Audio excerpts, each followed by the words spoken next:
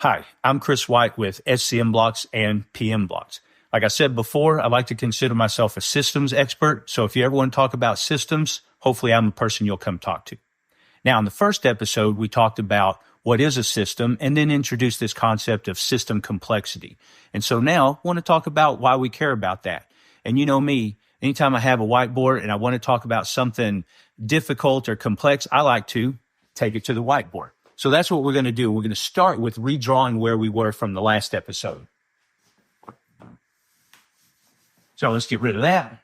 And if you recall, we had a quad chart with low and high relations on the x-axis and low and high numbers of parts on the y-axis. And so that gave us kind of this quad chart where low complexity, high complexity, and we called these over here medium. Now, why do we care about that? First of all, so we said a system is made up of parts and relations. Complexity is based on the number of parts and relations. So it's a simple low complexity system if it has few parts and few relations, but it's a high complexity system when it has lots of parts and lots of relations. Now, let me just give you a couple of examples of what these look like.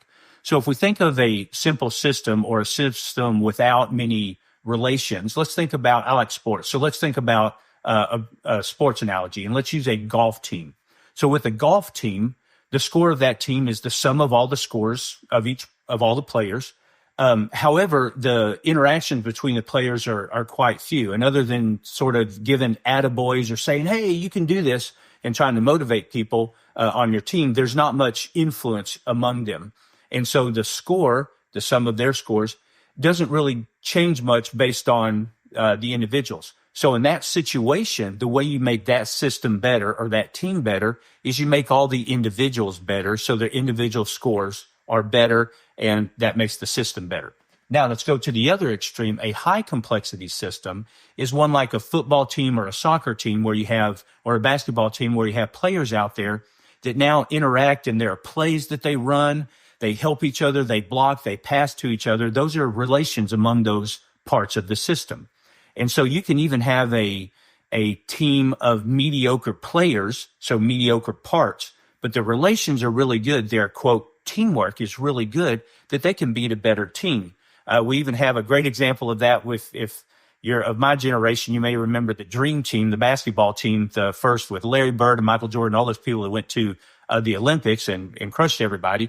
But before they went, they actually, when they were first getting together and practicing, they played a college team of some all-stars. And that college team beat them because they had better teamwork. They were playing as a team where you had these pros, these great players that were really just playing as individuals. And so in a complex system or a high complexity system, the relations begin to dominate that system and take over. So in a low complexity system, the parts dominate. The way you improve the system is improve the parts because they don't interact that much. When there's a lot of interaction in a high complexity system, the relationships dominate, and the way you make that system better is to improve the relationships among all those parts. So that's our next step in the process. And on this next episode, we're going to talk more about how to use that complexity and how to use the fact that relations dominate in a high complexity system.